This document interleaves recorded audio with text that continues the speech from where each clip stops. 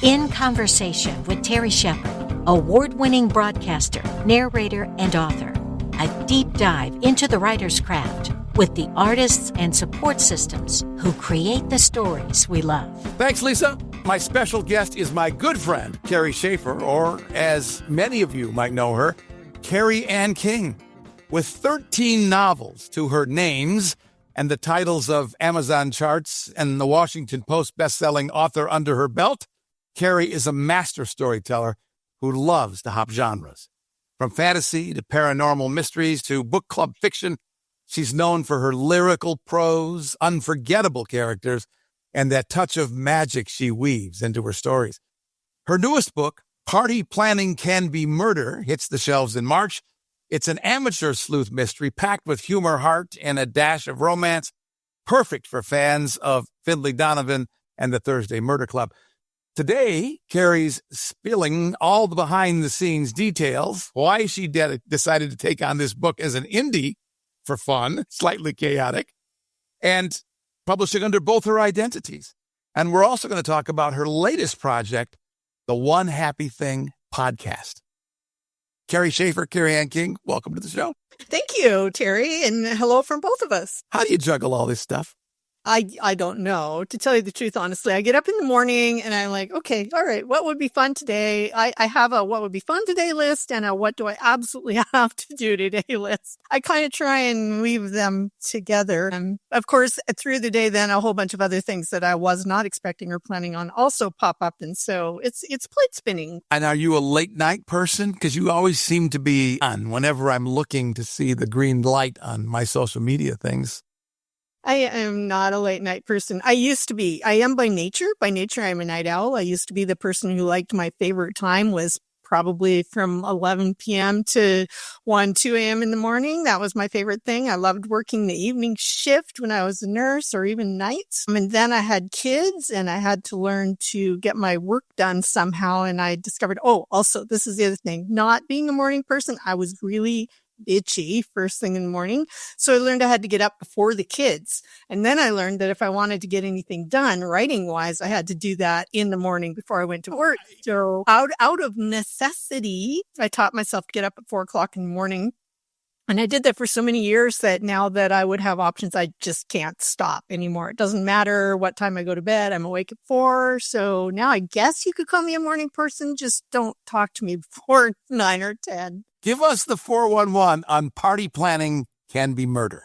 Party Planning Can Be Murder is the story of Addison, otherwise known as Addy Winters, who's a small town party planner. She gets sucked into planning a party for an old high school frenemy of hers who is now a famous rock star who's dying. And he wants a fabulous star-studded after-death send-off party, which he kind of manipulates her into throwing for him. Only then he's planning on using the Right to Die Act and he has his date scheduled on his calendar and he winds up dead like 4 days early. So Addie's a little concerned that maybe somebody helped him along for some reason and she dives into not only planning this party, which is way out of her league, but figuring out what might have happened to Leno.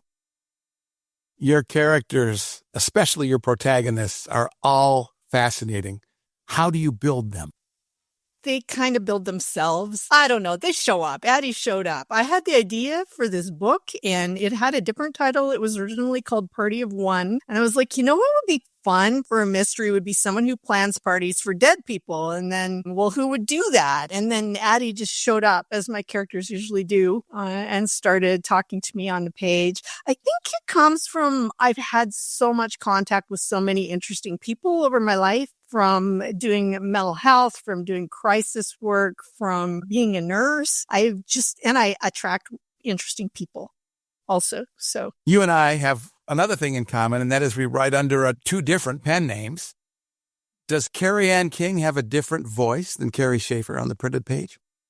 You know, kinda, yes and no. So here's the thing. Kerry Anne King was born because my agent suggested that I might want to try writing what was called women's fiction. We're kind of moving away from calling it women's fiction because it's really not fiction just for women.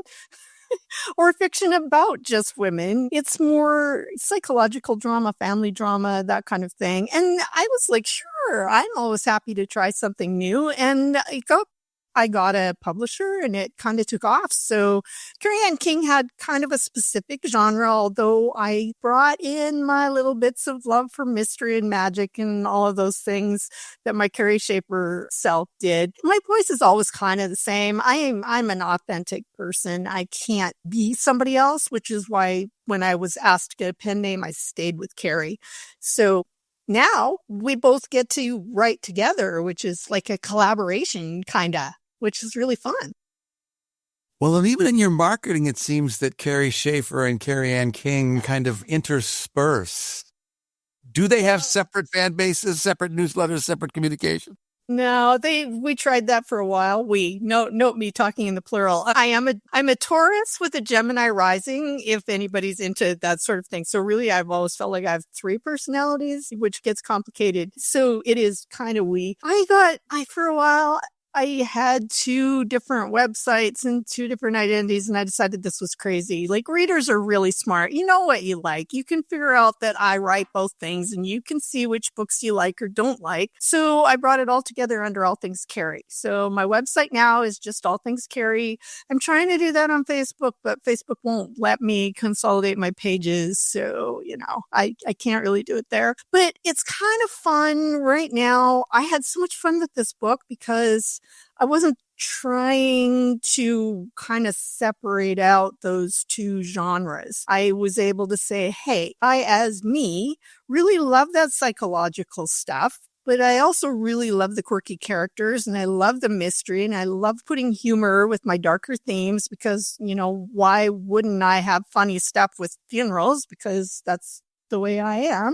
So it just made so much sense to then decide to publish it under both my names because, which one of us was it going to be? I thought about that for a while and it's like, both. It's both of us. Kerry Schafer is our guest. That's the voice we're talking to at the moment. Her latest book is Party Planning Can Be Murder, and her website is perfect, allthingskerry.com. That's one that you will remember. Write it down, allthingskerry.com. How do you decide what you're going to write next when you're genre hopping as you do? Well, if you're genre hopping, okay, let me backtrack a little bit. It depends. So if you have a publisher who's waiting for something from you, then that's probably what you're going to write next.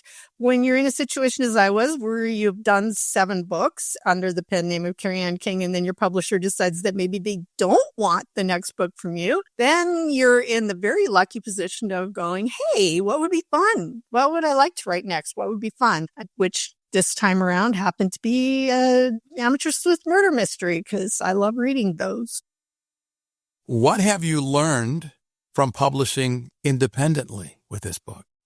You know what? You can have a lot of fun doing independent publishing. I wish I could share this with everybody here. I stumbled across, just on the day I decided to do this too, on Instagram, I found a reel that was the difference between indie publishing and traditional publishing. And it shows this man and this woman and they have a watermelon and he gets out a knife and he's starting to sharpen the knife and she just looks at him. She takes her fist, gives the watermelon a couple whacks, breaks it in half, grabs a fork and starts eating the watermelon. And that was what they called the indie publishing. And that's kind of what it's like. It's like I made this decision and 3 months later, I can have a book out in the world. Instead of waiting probably 2 years if a publisher had picked it up. And so it's kind of fast and dirty and fun and you can do whatever you want. And it's a little bit exciting because there's a lot of unknowns. Might be absolutely unsuccessful. It could take off. You don't know. And you just get to dive in and try stuff. So that is working for me right now. I'm having a blast. You've mentioned wanting your mysteries to be fun. How do you strike the right balance between humor and the darker elements of mystery? That's a life thing. Some people might not think I found the right balance. That there's also that. I am the kind of person who can laugh at a funeral, have done, got myself in trouble. I find things funny at the most inconvenient times. And I can also cry, when things appear to be funny. The two things are not mutually exclusive to me. Their paths lie together. And so for me, I do it by having some dark themes that I want to play with, but having characters who are interesting and maybe a little quirky and know how to laugh at themselves and each other and bring the humor in that way. We're talking about the book, Party Planning Can Be Murder. It is written by Kerry Schafer and Kerry Anne King, who are one and the same, but two separate brands. I'm still wrapping my head around that one. We talk a little bit about process on this program. Tell me how you write. What is your process for telling a story? I sit down and start writing. I don't know. I'm very messy. I'm a messy writer. I have to write from the beginning to the end, kind of. But that sometimes means that I then backtrack because I start telling my story. I have signposts in mind of scenes that I know I'm kind of going to need, although I probably don't know what they look like. I throw my characters into a situation and figure out, well, what would this person do in this situation? And what would this other person do? And if I put all of these people together in a room and they all want something different, then how are they going to play against each other to get to where they want to go? And I just kind of throw all those things in the blender and start getting my fingers moving and things come out on the page. And then I edit a lot later. They say that a book is like a community and that many people contribute to its success. It is one thing when you sign a contract with a publisher and they present the team to you. It's quite another when you have to build your own. Tell me about your dream team that is behind you and this great book.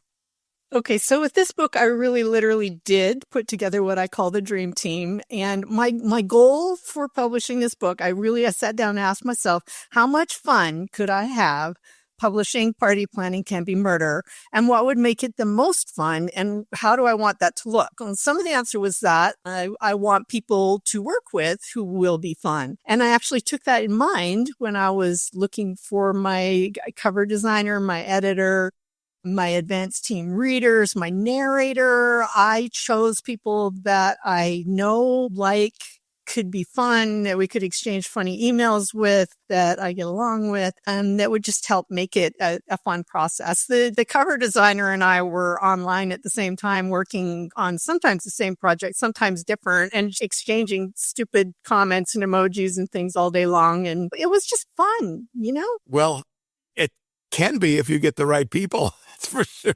For sure. And that's the thing about indie is you get to decide. You get to choose. You don't get that. I've been very lucky, I do have to say, with my publishing people in general, but it was not, they're busy. I mean, not that the indie people aren't busy, but the traditionally pub people have a gazillion authors and they have their publisher that they're working for. And the emails tend to be professional.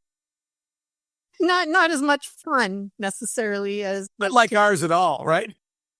No, not like ours at all. Although I do have to say I was very lucky with my dream team to be able to get editorial input from my former editor at Lake Union because she is absolutely fabulous. Jody Warshaw, she is the best. I adored her then. I adore her now. And she left Lake Union shortly before I did, which is partly one of the reasons why I'm not there, I'm thinking. But anyway, she is the best. And she's indie now and she was available. So I pulled her onto the dream team to read and give me some developmental edit feedback, which was wonderful. You are a woman with your hands in many different coffee cups, all filled with boiling hot water of tasks and things to do.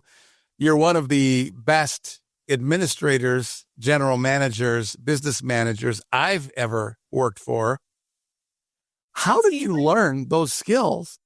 I'm just laughing at you saying that because I'm not really an organized person, or at least not by nature at all. I learned it from nursing and crisis. So when I was a crisis worker and when I was working as a nurse, it was very important to organize things. You had to do things in orders of this is important. This is the most important, which generally is somebody's going to die if I don't do this, moving on down. And so that helped me a lot to be able to kind of get my ducks lined up in a row.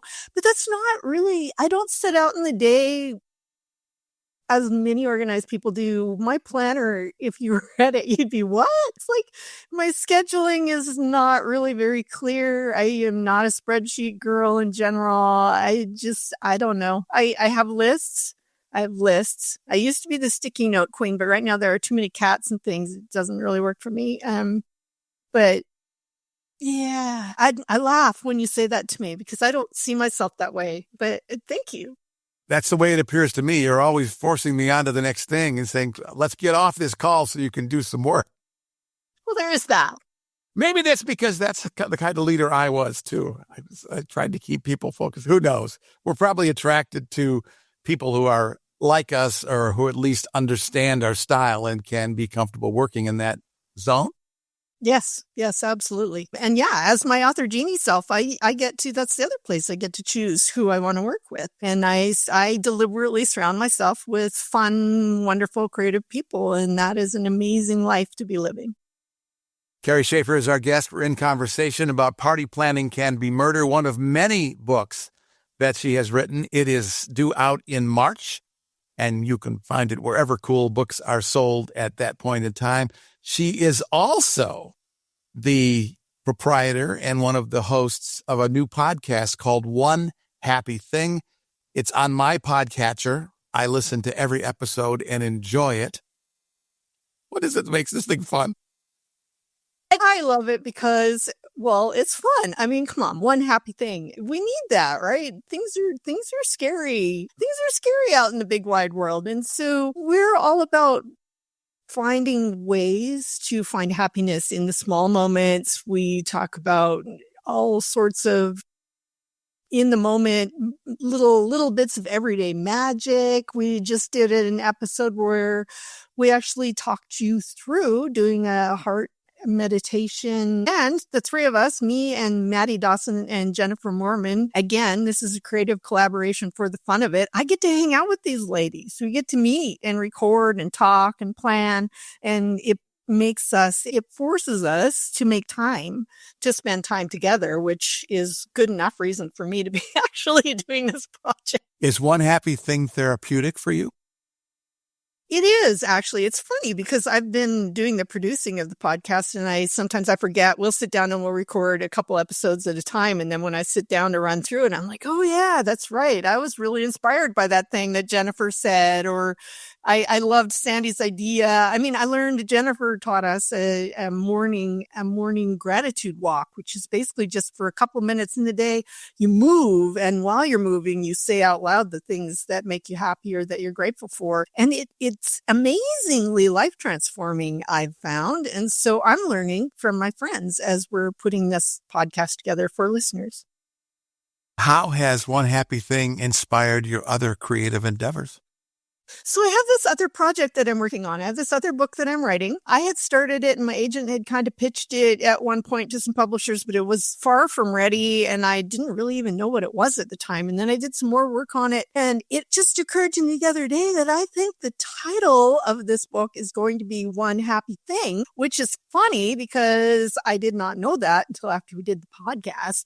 And it is a book about a guy, he's known as the anti-happiness guru because his thing is that happiness really should be in the DSM-4 as a psychological diagnosis because it's a mental disorder because it's so unusual and irregular, which, by the way, Terry's killing himself laughing right now. You can't see him. I can. I pulled it from online that somebody wrote that I ran across when I was doing my counseling degree who actually wrote a proposal for this that happiness is uncommon. It should be classified a mental disorder, that it can actually lead you to do things that are not good for you, that you would not do in a different frame of mind. And it was a thing, and that stuck with me. So when I went to write this book, Luke is this person who thoroughly endorses this. Of course, he's going to be afflicted with, he ends up spending the summer in a small retreat location known as Lake Happy. And their whole thing is trying to bring happiness to the people who are lured into this little retreat area. So that book is fun. And I think it's now going to be called One Happy Thing. So it really, the podcast did give me that. As a professional with many years in this area, what is considered healthy nowadays as a mental state? That's such a good question. Probably not mine, because I suspect... You have an opinion, I'm sure. You have an opinion. I suspect that the community at large feels that at this time, being sort of cautious, a little anxious, and possibly even slightly depressed might be normal. I personally believe that there is joy to be found all the time, and I'm on a quest for finding it. So I think that what's healthy right now is to just take one day at a time, to find what is important to you, to focus on relationships with the people that you love and that love you, and to do something that matters to you. I think that that is one of the most important things that we can do. For me, it's creativity. So I am always going to be writing or doing other fun, creative things, because that's where my mental health actually seems to lie. What do you hope people will take away from their adventure with Party Planning Can Be Murder? First of all, I just hope you'll have a fun time. I wrote the book as hopefully a good mystery, where my early readers have told me that they did not guess the ending. So yay for that. So I hope that it will engage and inspire, that it will make you laugh, that maybe it'll make you think a little too, because we are dealing with some slightly difficult themes in this book, like early death. Several different forms, and not just the murder. And there's family dynamics and those things too. So, but mostly, I just hope you have a good time. The book is Party Planning Can Be Murder. It's one of many written by our special guest, Kerry Schafer, also known as Kerry Anne King. It's always a pleasure to be with you, Kerry. Thanks so much for the conversation. You too, Terry. Thank you. In Conversation with Terry Schafer is a copyrighted presentation. All rights reserved. I'm Lisa Davis. Join Terry Schafer next time in Conversation.